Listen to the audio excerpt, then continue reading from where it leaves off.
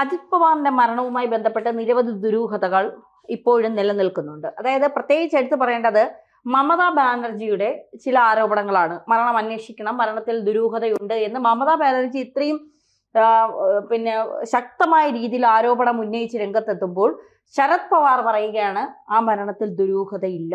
അതെങ്ങനെ ശരത് പവാറിനറിയാം ദുരൂഹത ഇല്ലെന്ന്? എല്ലാവർക്കും അഭിപ്രായമുള്ളപ്പോൾ പുള്ളിയുടെ അഭിപ്രായം പുള്ളി പറഞ്ഞു ആദ്യമേ പറഞ്ഞു. മാത്രമല്ല ഇതിനകത്ത് എല്ലാവർക്കും അഭിപ്രായം പറഞ്ഞിട്ട് പോയാൽ മതി. ശരത് പവാറിനാണല്ലോ ഇതിനകത്ത് ലാഭവും നഷ്ടവും ഉണ്ടാവും. ലാഭവും നഷ്ടവും എന്ന് പറയുമ്പോൾ രാഷ്ട്രീയ ലാഭം.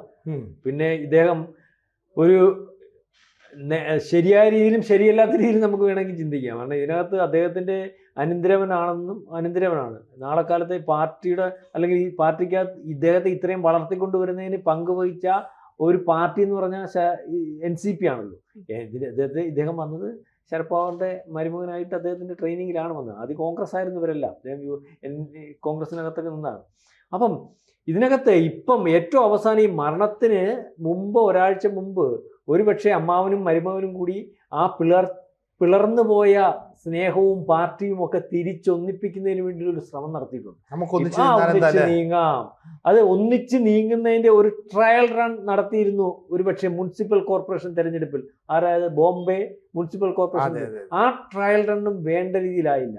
ഒരുപക്ഷെ ഈ അവസരത്തിൽ 41 MLA-മാരുള്ളപ്പോൾ മഹാരാഷ്ട്രയിലെ ഒരു 6 അല്ലെങ്കിൽ നിയമസഭകൾ ഉപമുഖ്യമന്ത്രിയായിട്ടിരിക്കും. ഇപ്പോഴും ഉപമുഖ്യമന്ത്രിയായിട്ടിരിക്കുന്ന ആളും ഈ പറയുന്ന തരക്കേടില്ലാത്ത വകുപ്പ് കൈകാര്യം ചെയ്യുന്ന ആളും മനസ്സിലാവുന്നുണ്ട്. ആ ആൾക്ക് ഇപ്പൊ ഇങ്ങനൊരു തോന്നലുണ്ടാവണമെങ്കിൽ കാലിന്റെ കീഴിലെ മണ്ണൊലിച്ചു പോകുന്നുണ്ടോ എന്നുള്ളൊരു തോന്നലുണ്ടല്ലാതെ ഒരു രാഷ്ട്രീയക്കാരൻ അമ്മാവനല്ല അച്ഛൻ്റെ അടുത്ത് പോലും കോംപ്രമൈസ് ചെയ്യത്തില്ല. നമ്മളതാണ് കണ്ടേക്കുന്നത്. രാഷ്ട്രീയക്കാര് കോംപ്രമൈസ് ചെയ്യണമെങ്കിൽ ഞാൻ ഈ പറഞ്ഞ പോലെ ബെനിഫിറ്റ് ഉണ്ടാവണം, അല്ലെങ്കിൽ അവർക്ക് ആ നിൽക്കുന്ന നിപ്പിൽ പിടിച്ചു നിൽക്കാൻ പറ്റാത്തൊരവസ്ഥ ഉണ്ടാവണം. അതാണ് ഇവിടെ മനസ്സിലാക്കുന്നത്. അപ്പം അതുകൊണ്ട് ഇപ്പം പിളരാനുള്ള ഒരു കാരണം എന്തായിരുന്നു? ഇവർ തമ്മിൽ പിളരാനുള്ളൊരു കാരണം അധികാരം തന്നെയാണ് കാരണം. അല്ലെങ്കിൽ എനിക്ക് ശരത് പവാറിന് ശേഷം ആ പാർട്ടിയും ആ സംവിധാനവും അദ്ദേഹം വഹിക്കുന്നതും ഒക്കെ എനിക്കാകണം എന്ന് വിചാരിച്ചിരുന്നിടത്ത് അത് എനിക്കാകത്തില്ല, ആ ശരത് പവാർ അത് എനിക്ക് തരത്തില്ല, ആ മകൾക്ക് കൊടുക്കുമെന്നുള്ളത് കണ്ടത് പിളരുന്നത്. 2019 അങ്ങനെ തന്നെയാണ്. അപ്പൊ 19 പിളർത്തിയതിന് ശേഷം അവിടെ ചെന്നപ്പോൾ ശരത് പവാർ വീണ്ടും അദ്ദേഹത്തെ കാണിച്ചു കൊടുത്തു, നീ പിളർത്തിയാൽ പിളരുന്ന ഒരു NCP അല്ല മഹാരാഷ്ട്രയിലുള്ളത്. നീ നോക്ക, നീ പറഞ്ഞില്ലേ നിന്റെ കൂടെ ഇത്രയും പേരുണ്ടെന്ന്. അവസാനം ശരത് പവാർ പറഞ്ഞതനുസരിച്ച് അജിത് പവാർ നോക്കുമ്പോൾ ശരിയാ, അയാളോട് പറഞ്ഞവരെല്ലാം ഈ പറഞ്ഞതുപോലെ ഒക്കത്തില്ലെന്ന് പറഞ്ഞു. പക്ഷെ അത് അദ്ദേഹം അതിനകത്തൊരു തിരിച്ചു വന്നു. അതിനെക്കാട്ടി അമ്മാവൻ പഠിപ്പിച്ച പൊളിറ്റിക്സ് ആണല്ലോ, ബുദ്ധിപരമായ പൊളിറ്റിക്സ്. കൂടെ നിന്നുകൊണ്ട് നമ്മളൊരു സിനിമയ്ക്കകത്ത് പറയത്തില്ലേ, ട്രെയിൻ വരുമ്പോൾ അങ്ങോട്ട് തള്ളിയിട്ട് കൊടുക്കും. ലൂസിഫറില്ല. ആ പൊളിറ്റിക്സ് ഏറ്റവും കൂടുതൽ അറിയാവുന്നവരും ആ പൊളിറ്റിക്സ് ശീലിപ്പിച്ചിട്ടുള്ളവർ ശരത് പവാർ തിരിച്ച് അജിത് പവാർ തിരിച്ച് ശരത് പവാറിൻ്റെ അടുത്ത് പോയി. 2023 വിചാരിച്ച പോലെ അയാൾ അവിടുന്ന് അടർത്തിക്കൊണ്ട് വന്നു. ആ അടർത്തിക്കൊണ്ട് വന്നതിനെ പിന്നെ തിരിച്ചു പിടിക്കാനുള്ള ആരോഗ്യവും ശേഷിയും ഇല്ല ഇന്ന് ശരത് പവാർ. അപ്പൊ ഈ ചർച്ചയ്ക്കകത്ത് ഏറ്റവും അപകടകരമായിട്ട് ഇപ്പോഴും കണ്ടുകൊണ്ടിരിക്കുന്ന, ഒരിക്കലും എന്ത് ചെയ്യും എന്ത് പ്രവർത്തിക്കുമെന്ന് വിശ്വസിക്കാൻ പറ്റത്തില്ല എന്ന് വിചാരിക്കുന്ന രാഷ്ട്രീയക്കാരൻ തന്നെ ശരത് പവാർ. 90 വയസ്സായെന്നുള്ള പ്രായമുള്ളൂ. ആ പ്രായത്തിൽ പോലും അയാൾ അവിടെ നിയന്ത്രിച്ചുകൊണ്ടിരിക്കുക. അപ്പോൾ ഈ വരവിനകത്ത് നമ്മൾ പലവട്ടം ചർച്ച ചെയ്യുമ്പോൾ ഈ വരവ് ഗുണം ചെയ്യും ശരത് പവാറിന്. ആ വീണ്ടും ശക്തി പ്രാപിക്കാം. എപ്പോഴും ഫിക്സഡ് ഡിപ്പോസിറ്റ് പോലെ 50 MLA-മാരെ ഉണ്ടായിരുന്നിടത്ത് നിന്ന് 11 MLA-മാരേ ഉള്ളൂ. ഇദ്ദേഹത്തിന്റെ കയ്യിലിരിക്കുന്ന 41, അദ്ദേഹത്തിന്റെ ഇരിക്കുന്ന 11 51 MLA-മാർ ഉണ്ടാകുന്നൊരവസ്ഥ വരും. എങ്ങനെ? ഈ ചർച്ചയ്ക്ക് ശേഷം തിരിച്ച് യോജിപ്പിലെത്തുമ്പോൾ പവാറില്ലാത്ത 41 MLA-മാരെ കിട്ടണം. നാളെ കാലത്തെ മോളെ ആ പോസ്റ്റിലേക്ക് അങ്ങനെയൊക്കെ ആലോചിച്ചുകൂടായിക്കൊന്നുമില്ല. ഇത് രാഷ്ട്രീയമാണ്. ശരത് പവാറാണ്. മനസ്സിലാവുന്നുണ്ട്. ശരത് പവാർ ഒരു കാലത്ത് ഈ മഹാരാഷ്ട്ര പൊളിറ്റിക്സിൽ ഒരു അധികായനായിരുന്നു. അപ്പോൾ ശരത് പവാർ വിചാരിക്കുന്ന പോലെ കാര്യങ്ങൾ ഡൽഹിയിൽ നടക്കുന്ന ഒരു കാലം ഉണ്ടായിരുന്നു. അന്ന് ഈ രാജീവ് ഗാന്ധി ഒക്കെ കഴിഞ്ഞു കഴിഞ്ഞാൽ ഒരു തലയെടുപ്പുള്ള കോൺഗ്രസ് നേതാവ് ശരത് പവാറാണ്. അപ്പോൾ സ്വാഭാവികമായിട്ടും രാജീവ് ഗാന്ധി അപകടത്തിൽപ്പെട്ട് കൊല്ലപ്പെടുന്നു. ഇതെല്ലാം കഴിഞ്ഞ് കഴിയുമ്പോൾ ശരത് പവാറിന് ഒരു പ്രധാനമന്ത്രി പദവിക്ക് അർഹനാണ് എന്ന രീതിയിലൊക്കെ വന്നിരുന്നു. പക്ഷേ പവാറിനെ ഒതുക്കാൻ കൃത്യമായിട്ട് ഡൽഹിയിലുള്ള മറ്റു ലോബികൾ ശ്രമിക്കുന്നു. ഇപ്പോൾ സോണിയാഗാന്ധിക്ക് താല്പര്യമുള്ള ചില ആളുകൾ വരുന്നു, നരസിംഹറാവു വരുന്നു, എന്തിന് നമ്മൾ മൻമോഹൻ സിംഗ് വരെ വന്നു. അപ്പോഴൊക്കെ ശരത് പവാറിനെ തള്ളി തുടങ്ങിയതാണ്.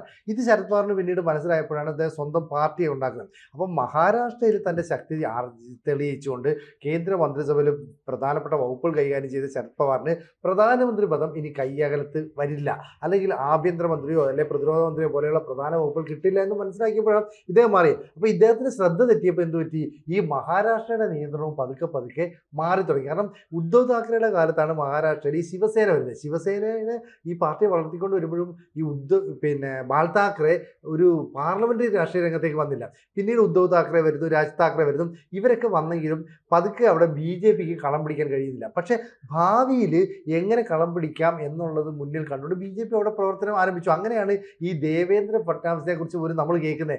ദേവേന്ദ്ര ഫഡ്നാവിസ് എന്ന് പറയുന്ന ഒരു താഴെ തട്ടിൽ പ്രവർത്തിച്ചുകൊണ്ട് ഉയർന്നു വന്ന നേതാവാണ്. അദ്ദേഹം ഒരു കാലത്ത് മുഖ്യമന്ത്രി ആയിട്ടുണ്ട്. പിന്നീട് BJP അവിടുത്തെ ചില സഖ്യ രാഷ്ട്രീയ നീക്കം നടത്തിയപ്പം അതേ ഫഡ്നാവിസ് അവിടെ ഉപമുഖ്യമന്ത്രിയായിട്ട് വരുന്നു. ഈ ഫഡ്നാവിസിനെ പോലെയുള്ള നേതാക്കൾ ദേശീയ രാഷ്ട്രീയത്തിലേക്ക് വരാതെ എന്തിനാണ് മഹാരാഷ്ട്രയിൽ ഉറപ്പിച്ചു നിർത്തുന്നത്? ഈ ശരത് പവാറും കൂട്ടിന് വേണ്ടി അവിടെ ക്ലച്ച് പിടിക്കരുത്. അതുകൊണ്ടാണ് അവരുടെ വേരുകൾ പതിയെ പതിയെ അറുത്തു മാറ്റണം. ശിവസേനയ്ക്ക് ഉണ്ടായിരുന്ന ആഴത്തിലുള്ള വേരുകൾ ഇപ്പോൾ തന്നെ മുറിച്ചു. ഇപ്പോൾ മേൽമണ്ണിലാണ് ഈ വേരുകൾ നിൽക്കുന്നത്. അങ്ങനെ BJP അവിടെ കളം പിടിച്ചു വരുന്നു. ഇവിടെയാണ് ശരത് പവാറിൻ്റെ ഒരു നീക്കം. നമ്മൾ ശരത് പവാറിൻ്റെ കാലം ഏതാണ്ട് കഴിഞ്ഞു എന്ന് പറയാം. പക്ഷേ മകളെ അല്ലെങ്കിൽ തങ്ങൾക്ക് താല്പര്യമുള്ള ആളുകളെ അവിടെ പ്രതിഷ്ഠിക്കണം. ഒരുപാട് പൈസ ഉണ്ടാക്കിയിട്ടുണ്ട്. ഈ നേരത്തെ പറഞ്ഞ പോലെ 50 MLA-മാരെ സൃഷ്ടിക്കുന്നുണ്ട്. കർഷകരെ കൂടെ നിർത്തുന്ന ഒരു തന്ത്രമായിരുന്നു.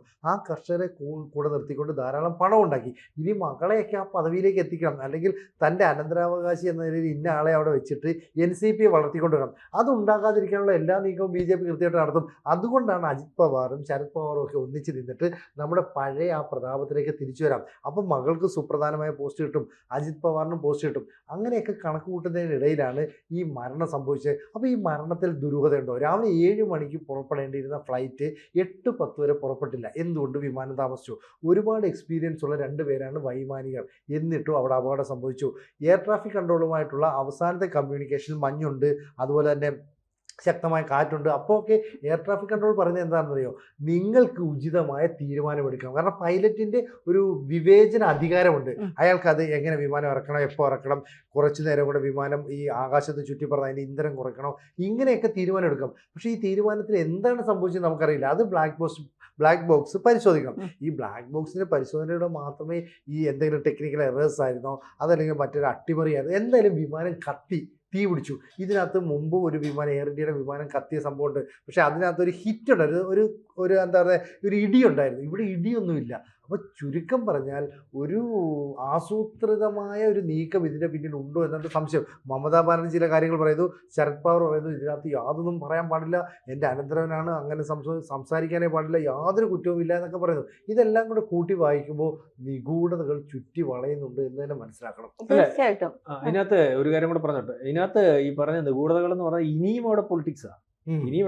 ഇത് സിനു പറഞ്ഞതുപോലെയല്ല, നമ്മൾ ചർച്ച ചെയ്തതുപോലെ അവിടെ ഈ പവാറിനോട് യോജിക്കാൻ അജിത് പവാർ ചെന്നപ്പോൾ, ശരത് പവാറിനോട് യോജിക്കാൻ അജിത് പവാർ ചെന്നപ്പോൾ പറഞ്ഞാൽ അല്ലെങ്കിൽ അതിനകത്ത് അപകടമുണ്ട്, BJPയുടെ കടന്നുകയറ്റമുണ്ട്, നമ്മുടെ പ്രദേശത്തും ഈ BJP കയറുന്നു. കാരണം BJP അപ്രമാദിത്വത്തിലേക്ക് വരണം. ശിവസേന തീർത്തല്ലോ.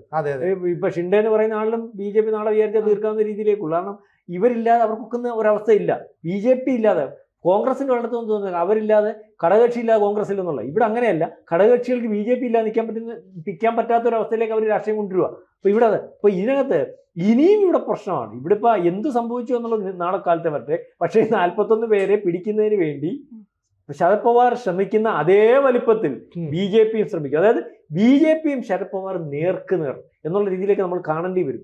ഈ 41 MLA-മാരെ വേണം. കാരണം ഈ 41 MLA-മാരെ BJPയിലേക്ക് ചേർക്കാൻ സാധിച്ചാൽ നമ്മൾ പറയത്തില്ല, അത് ഏകദേശം ആ പ്രദേശം, ഈ കരിമ്പ് മേഖല പ്രദേശം, കാർഷിക പ്രദേശം, NCPയുടെ പ്രദേശം ഒരിക്കലും ഈ പഴയ കരുത്തില്ലാത്ത NCP അവർക്ക് തിരിച്ചു പിടിക്കാൻ പറ്റില്ല. BJPയുടെ അപ്രമാദിത്വത്തിലേക്ക് വരും. അതേ സ്ഥാനത്ത് തന്നെ ഇവരെ തിരിച്ചു പിടിച്ച് പഴയതുപോലെ ആ പാർട്ടിയെ ബലപ്പെടുത്തി മോൾഡയിൽ കൊടുക്കുന്നതിന് വേണ്ടി ശരത് പവാറും ശ്രമിക്കാം. അതായത് ഇനിയും അവിടെ രാഷ്ട്രീയ സംഘർഷം, മത്സരം അവിടെ വളരെ കൃത്യമായിട്ട് നടക്കും. അത് ഉണ്ടാവും. മറ്റേടത്തെന്ന് പറഞ്ഞാൽ ആ വാക്കും അടുത്തപ്പോൾ ഇവരെ അങ്ങോട്ട് കൊണ്ടുപോകുന്നതിന് വേണ്ടി ഉള്ള ശ്രമം നടക്കും. ഏതായാലും കാണണം.